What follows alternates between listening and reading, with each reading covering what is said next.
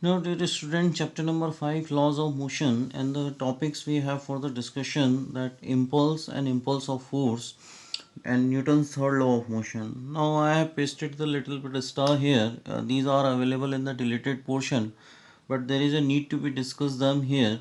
So easily we can understand the concept of the law of conservation of momentum. Now, as we are using the concept of the second law, according to second law, we have the statement that F is equal to d pi by dt of the P. So we are just making the separation of the dp, that F into dt. Okay. So the product of the force and the time, the product of the force and the time is called the impulse. So this is the simplest version we have, and now we are just representing the impulse by the symbolic notation that is called the J, as per the notification of the book. Now we are just adding one of the basic define. The product of the force and the time for which act on an object is called impulse. Now next we have little bit change in the define, that impulse of a force. Impulse of a force. So impulse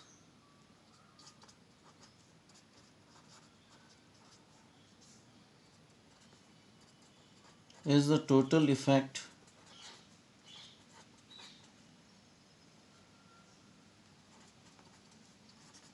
of a large force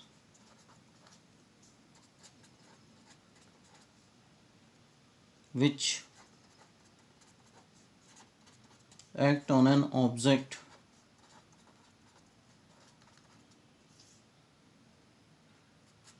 for a short time to produce finite change in momentum. Finite change in momentum. So easily we are just making the sense that dp regard the momentum change, that is called the impulse. J is equal to a large amount force which act on an object for the short interval of time. So this is the formula of the impulse we have, and the basic concept of the impulse we have. Now what are the some important points about the impulse?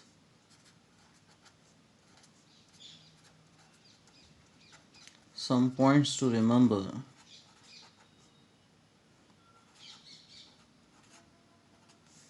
about the impulse. First, we have the criteria of the unit. As per the system of the SI system, we have the unit that is called the Newton second. So it is the one of the abbreviation we have. Okay, somehow it is very much equivalent to the momentum.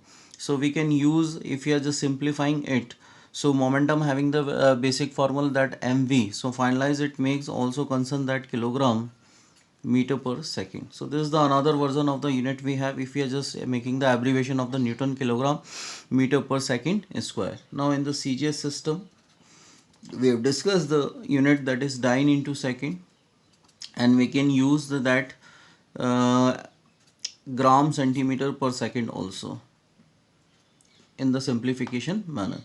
Now second, we have dimension. What kind of the dimension we have? So general formula we have, as we are just using the formula of the dimension, so we are just getting m1 l1 t minus 2, and the time having the notation that is t1. So finalize, we are just giving the dimension, so it makes the m1 l1 and t minus 1. So this is the final dimension we have. Okay, this is the final dimension of the impulse we have, that regards the momentum change in a body. Now the next point here we want to include, show that the impulse of a force is equal to change in momentum produced by the force, and this point can be regarded as impulse momentum theorem. Impulse momentum theorem. Show that impulse of a force is equal to the change in momentum which produces by the force. Okay, so the journal is that mean journal portion can be grouped in a single word, that is called the impulse momentum theorem we have. So how can we discuss here? So as we know that as we are just applying the large amount force on an object, it makes a change in momentum with respect to time. So we are using this one equation. Okay, so this is the equation number 1. We are just separating the sum of the things, that vector f into dt, that is called the dp. This is the portion of the second equation. Now we are just making the limit changing, so we are just applying the or we are just finding the total changes. So we are just applying the integration portion here, and we are just assuming the time is changing from t1 to t2. So I have applied the limit here, and momentum is also changing with respect to time, that p1 to p2 we have. Okay, so how can we assess it? So easily we know that the meaning of the product of the force and the time will make the concern of the impulse we have. Now we are just making the integration portion. So I am just keeping the f outside and making the integration with respect to time t1 to t2, and here just I am making the function that t naught dt. Okay, here I am also able to make the function inside the integration, relevant integration with respect to momentum change. Okay, so I am just also writing p raised to 0, and it having its own meaning, that is 1. Okay, so it doesn't create any impact. Now I am just solving. Now f is equal to uh, t, and t1 to t2 is the limit section we have. Okay, now p, here we have the limit section, that p1 to p2. Okay, so we are just approaching that f is equal to, that means t2 minus t1 limit approaching is there, and here we are just getting the p2 minus of p1. Okay, so in the last we can say that f delta t we are just representing here, it makes a change in momentum, that is delta p. Delta p is there. Okay, and f into delta t regards the concern of the impulse, and that is represented by the j. So easily we can say that impulse of a force, impulse of a force is equal to the change in momentum. Impulse of a force, that is equal to the change in momentum, and this one statement is regarded as a impulse momentum theorem. J is equal to f delta t, that is equal to delta p, is regarded as impulse momentum theorem. What we can say, that impulse momentum theorem. Now one of the application of the impulse we have regarding to the momentum change. A cricket player lowers his hand while catching a ball. What is the basic reason behind it? As the batsman hits the ball, so it coming with the very fastly, with the greater change in momentum. So whenever the player is taking a catch, so he lowers his hand to increase the time interval. As simply we know that the basic relation between the f, p and t. Okay, so he reducing the time, so the impact of the force will be the less. Okay, if time increases, then the impact of the force will be the less. So he is getting the less injury, as he is standing on a silly point or whatever, whenever he is far away from the pitch. Okay, or the batsman. So always there is a tendency of the players, while they are just taking the catches, so they are just lowering their hands. Okay, now next one, a person is falling from a certain height receives the more injury. So we know that a person is falling directly to the floor, and on the floor there is no kind of the mattresses we have, so he is getting the more injury as compared to whenever there is a mattresses on the floor. Why he is getting the more injury? Because larger amount of the force which act for the shorter interval of the time. Okay, because he pushes very hardly to the surface of the earth. As we are just keeping the sum of the matrices there, so matrices having the role to increase the time. Matrices having the role, what is the role of the matrices we have? to increase the time interval, to increase time interval, increase time interval. So he's getting the hurt, but due to the increase in the time, so he's reducing the amount of the force in between this action. Okay, now generally if you are just watching your cars, buses and the vehicles, so always they are provided with the shockers. So what is the basic reason we have? So shockers having the role to whatever the jerk is coming from the surface of the earth. Okay, so whenever you are just vehicle moving inside the pit, so he is getting the jerk. So that jerk not directly come on the vehicle, but that jerk is passes from the shockers, and shockers having the tendency to be make little bit movement up and down, and to reduce the impact of the force. है ना. So that's generally not hit to you directly. Okay, on your backbone, on as well as on the whole body. Okay, so that's why the shocker having the role to reduce the impact of the momentum at increasing the time interval. Now next application we have, all the china wares are packed in a straw paper before transport, because we know that as we are just making the transporting of these items, and they are quite sensitive. Any kind of the jerk is striking to them, so instantly they can break. So the basic reason behind this, to impart the delay in the to create a delay in the imparting of momentum, which directly comes to the vessel or the china wares.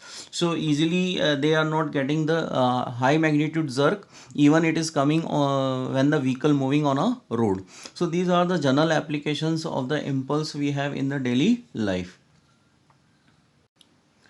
Now next we have the Newton's third law of motion, and it is a portion of the related topic we have, but there is a need to be discussed we have here. To every action there is always an equal and opposite reaction we have, or in another word we can say that for every action there is an equal and opposite reaction we have. Okay, so this is the basic statement we have. Now we are just assuming that whenever the two objects are making the interaction with each other, now I am just making the two objects, one of the object A and the object B. So they are just applying the mutual forces on each other, and these forces are working on a different bodies. So here we are just assuming that force on A due to B in this direction, and here we are just assuming that force on a B due to A. Okay, in this direction. So easily we can say that force on A due to the B is equal in magnitude but opposite in direction, but they are not cancelling to each other because they are acting on a different body. Okay, and this application will be available for the short interval of the time. Okay, so this is the portion we have in which they are just making the little bit accelerated motion, so they do not cancel out each other. So one of the force is called the action, so another one force is called the reaction we have. Now here we have the some important points about the Newton's third law. Now first point we want to discuss here, that action and the reaction forces always act on a different bodies. Action and reaction forces always act on different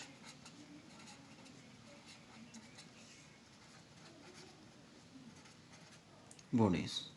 Second point we have, action and reaction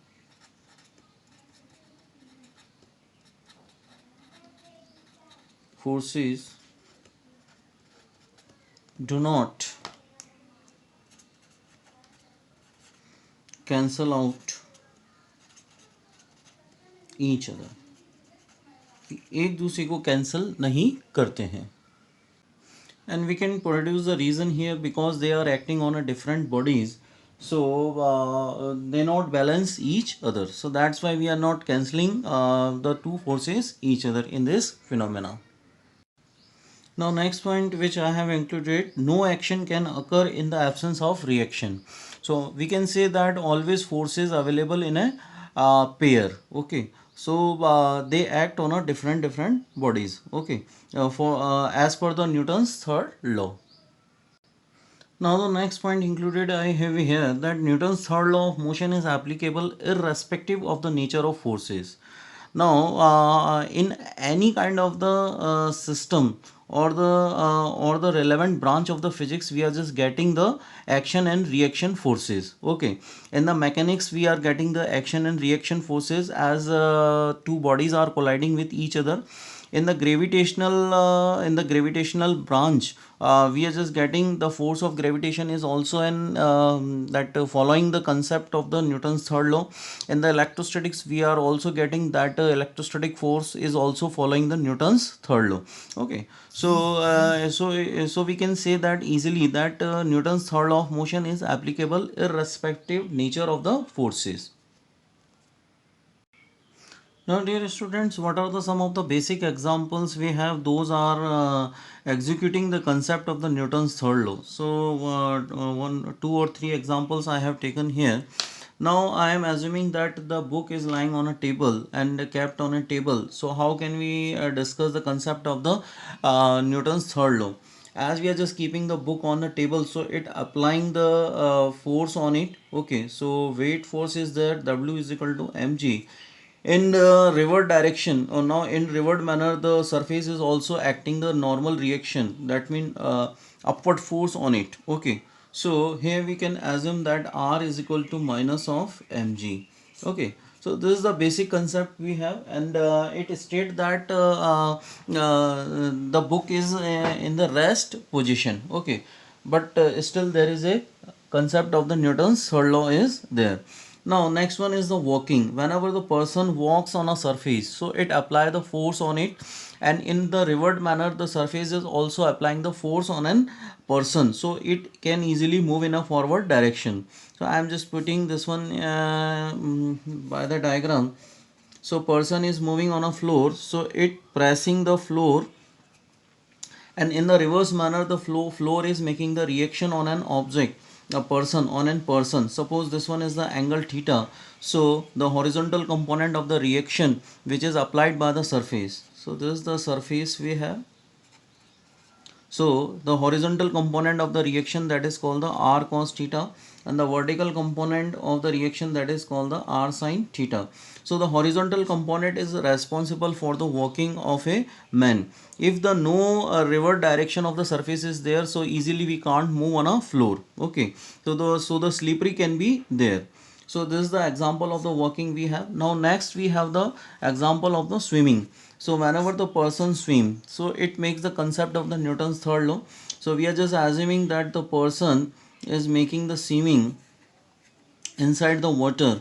So what actually he is doing, he is pressing or pushing the water in a backward direction. So in result what will happen, so it pressing the water in this reverse direction, and the further he is getting the forward forward movement and pushing water. So this is the direction of the water we have. In result, he is getting the forward movement. Okay, so this is an example of the Newton's third law we have. Now the several examples can be there we have on behalf of the concept of the Newton's third law. So this is all the about the topic we have.